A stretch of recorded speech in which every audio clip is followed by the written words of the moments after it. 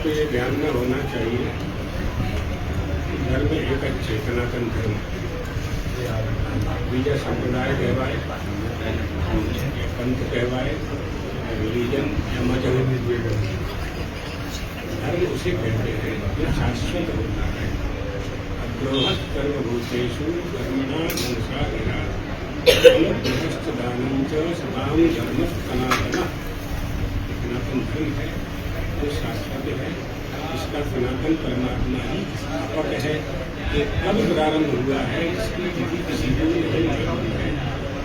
जितने भी संप्रदाय पंथ या जिनको वह लोग धर्म कहते हैं, उनके प्रवर्तक की तिथि है, तारीख है, समय है, उनका जन्म है। और जब उन्होंने धर्म मार्ग प्रारंभ किया, संप्रदाय का प्रचलन किया, उसकी स्थिति है। तो अपनी निष्ठा के अनुसार, अपने विश्वास के अनुसार जिसकी जहाँ श्रद्धा है वो उस धर्म का पालन करे, उस देवता की आराधना करे, देवी देवता की आराधना करे, गुरु की आराधना करे। बहुत से लोग गुरु को भगवान कहते हैं, लेकिन गुरु में वैसी निष्ठा फिर होनी चाहिए ना। अगर गुरु को भगवान मानते हैं तो गुरु ने जो आदेश दिया है उसका पालन हो रहा है क्या? नहीं हो रहा है। यदि नहीं हो रहा है तो आप केवल गुरु का आश्रय लेकर के अपने आप को पुष्ट कर रहे हैं। आपका उद्देश्य धर्म पालन नहीं है, आपका उद्देश्य हम धार्मिक हैं ऐसा दिखाना है, यश की प्राप्ति करनी है और धन की प्राप्ति करनी है। ये तदर्थ ये सब सनातन धर्म में छिद्र करने वाले लोग हैं, जो सनातन धर्म का आश्रय लेकर सनातन धर्म को ही क्षति पहुंचाना चाहते हैं। ऐसे लोगों से सावधान रहना चाहिए। જોઈએ તો વધુ એક વિવાદ આવ્યો છે, જેમાં હનુમાનજીને સ્વામિનારાયણ ભગવાનના સેવક તરીકેની વાત કરવામાં। ऐसे बहुत से विवाद आए हैं, ये नहीं तो आपने यही आगे सुना होगा, तो वर्षों से चल रहा है। विवाद क्या आया है, जो बोला है वो कहाँ से बोला है? उनकी पुस्तकों में है। उन्हें पुस्तकों से भी निकालना चाहिए और बोलना भी नहीं चाहिए। सनातन धर्म की यदि बात करते हैं, सनातन धर्म का पालन करते हैं, सनातन धर्म की रक्षा करना चाहते हैं, कोई भी धर्म, कोई भी संप्रदाय दूसरे धर्म की या संप्रदाय की निंदा करके अपना उत्थान नहीं कर सकता।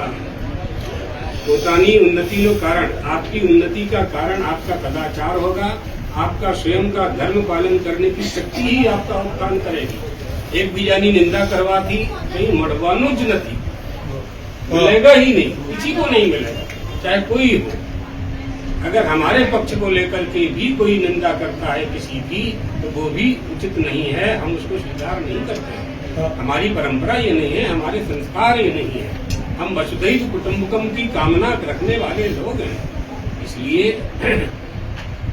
हमारी संस्कृति पर कुठाराघात करने का प्रयास नहीं करना चाहिए। एक बात अच्छी तरह से समझ लेनी चाहिए कि मूल परंपरा, मूल आचार्य, मूल संप्रदाय और मूल सनातन धर्म, इसका पालन किए बिना ना तो राष्ट्र कभी शांति प्राप्त कर पाएगा, ना व्यक्ति कभी शांति प्राप्त कर पाएगा, ना समाज शांति प्राप्त कर पाएगा। हमारा जहाँ हम कहाँ से आए, हम कहाँ से प्रारंभ हुए हैं, प्रारंभवाद कहाँ से है हमारा, कहाँ से हमारा आना हुआ है। हमारी मूल परंपरा का त्याग हमें कभी नहीं करना चाहिए। हमारे गुरुओं ने, हमारे आचार्यों ने किसकी आराधना की? कौन उपासना करता था? भगवत्पादाचार्य शंकराचार्य जी महाराज की भगवान किसकी उपासना करते थे? जगदम्बा की उपासना करते थे, श्री कृष्ण भगवान की उपासना करते थे। वल्लभाचार्य जी महाराज किसकी उपासना करते थे? निम्बार्काचार्य जी महाराज किसकी उपासना करते थे? रामानुजाचार्य जी महाराज किसकी उपासना करते थे? हम इन सब को भगवान की श्रेणी में रख करके उनकी आराधना करते हैं। मध्वाचार्य जी, उपासना के प्रकार अलग अलग हो सकते हैं। तदाराधने नेक मार्गान विचित्रान विदायात मार्गेण केनापि अंतम नदी वारी सिंधुर यथा करोति तदायस्य भावम न स्वात्मी करुषि। जैसे संसार पृथ्वी की सारी नदियां अंत में समुद्र में ही समाहित हो जाती हैं और नाम रूपे विहाय अपना नाम रूप छोड़ देती है। इसलिए इसी तरह से हमारे जो हमारे जो षड दर्शन है, जिनमें किसी का भी आश्रय लेकर के प्रतीकोपासना, अहंग्रहोपासना, मूर्ति में परमात्मा की उपासना, तुलसी की उपासना, वृक्षों की उपासना, पीपल बट इन सब की उपासना करते हैं ना, महादेव की उपासना करते हैं, द्वारकाधीश की उपासना करते हैं। तो आप कहते हैं कि द्वारका में द्वारकाधीश नहीं है, आप विष्णुपद है ना, तो उनको भगवान की व्यापकता में संदेह है।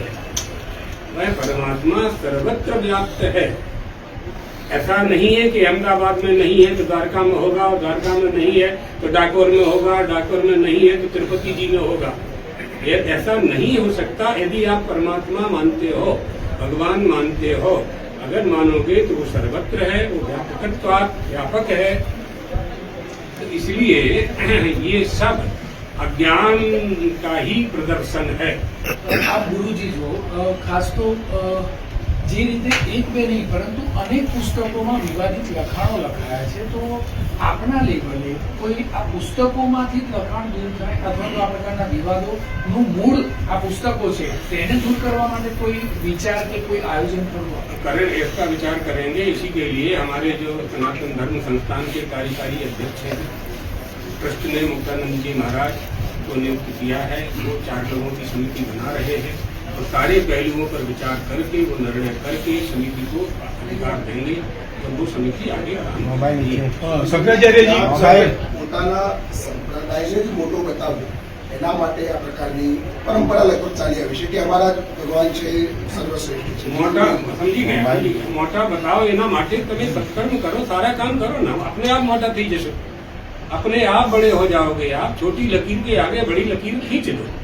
अगर सनातन से बड़ी लकीर आप खींच सकते हो तो खींच के दिखाओ। शंकराचार्य जी, ये जो विवाद है वो जानबूझ के खड़ा किया जा रहा है एक ही संप्रदाय से, क्योंकि बार बार ऐसी बातें आती है और सनातन धर्म पे ये कटुराघात हो रहा है। कुछ समय पर ये विवाद आ सही है, अब इस पर विचार करना पड़ेगा। आप लोग भी विचार करें, मालूम करें। आप तो मीडिया वाले हैं, आप जल्दी मालूम कर लेंगे कि जानबूझ के किया जा रहा है, प्रायोजित है कि षड्यंत्र है। तो તમારો સબ્જેક્ટ છે ને, તમે જલ્દી પકડી લેવો।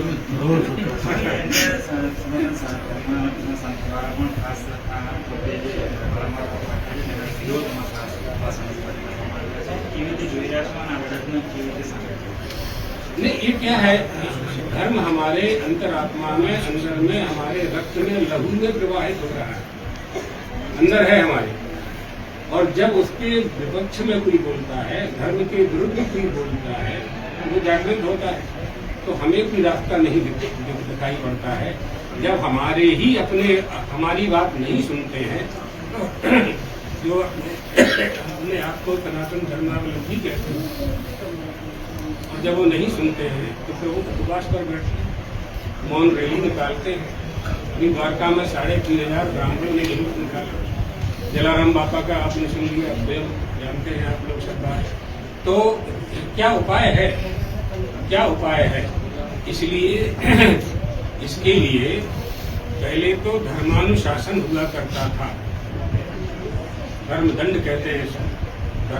धर्म के अनुशासन में रहने के कारण कोई धर्म के विरुद्ध बोल नहीं सकता था। अब हमारे 78 साल से स्वतंत्रता के बाद हमारे देश को धर्मनिरपेक्ष घोषित कर दिया गया। मनमाना हो रहा है, इसलिए लोग उपवास पर बैठ रहे हैं। क्या करें, कहाँ जाएं?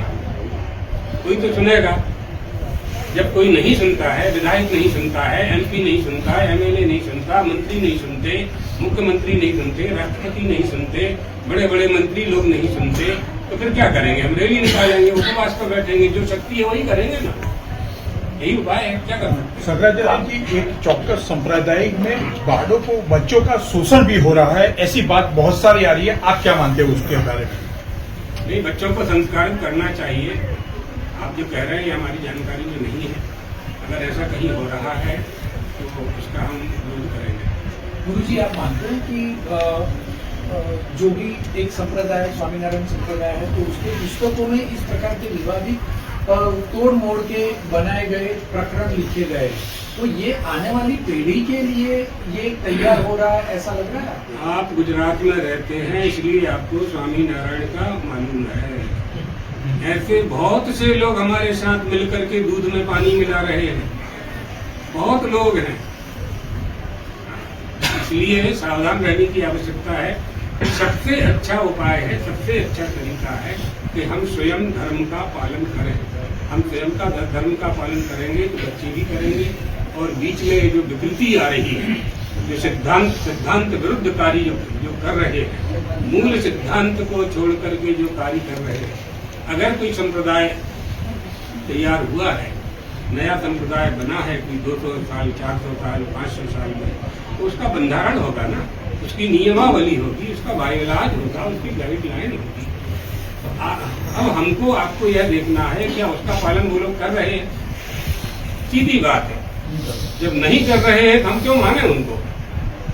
आप अपने गुरु की बात नहीं मानते, आप अपने शास्त्र की बात नहीं मानते, आप अपने धर्म के अनुसार नहीं चलते, आप लाल कपड़े की मर्यादा का पालन नहीं करते, तो कोई भी संप्रदाय हो, कोई भी, उनके अतिरिक्त भी जितने भी संप्रदाय हैं, हमारे भी साधु लोग हैं, तो उनको भी यही समझाया जाता है जो हम बोल रहे हैं। जब कुंभ मेला होता है, अभी बाबू कुंभ मेला में थे, मुक्तानंद जी बाबू, जब ये लोग साधु बनाते हैं अखाड़ों में, उनको शिक्षा दी जाती है, सिखाया जाता है, पूरा विधान बताया जाता है, उसका पालन उनको करना चाहिए, करते भी है। जहाँ गड़बड़ी होती है उनको दंड दिया जाता है। तो ये तो उस संप्रदाय के आचार्य का काम है। जो आचार्य साधुओं का निर्माण करते हैं, जो साधुओं को दीक्षा देते हैं, उन आचार्यों का काम है तो उनको अंकुश लगावे।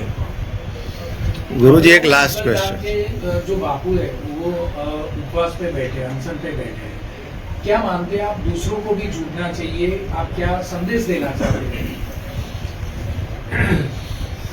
उपवास में बैठने का उद्देश्य क्या है? सनातन धर्म के विरुद्ध जो कार्य कर रहे हैं उन तक उनकी बात पहुंचाना। जो लोग उनका समर्थन कर रहे हैं, धर्म विरुद्ध काम करने वालों का समर्थन कर रहे हैं, उनको शिक्षा देना। तो ऐसा करके हम अपना विरोध दर्ज कराते हैं। क्या उपाय है? जो जिसके पास जो शक्ति है वो कर रहे हैं। गुरुजी सनातन धर्म संरक्षण बोर्ड ये लोकशाही देश में कितना आवश्यक है? बहुत आवश्यक है, उतना ही आवश्यक है जितना वक्फ बोर्ड है।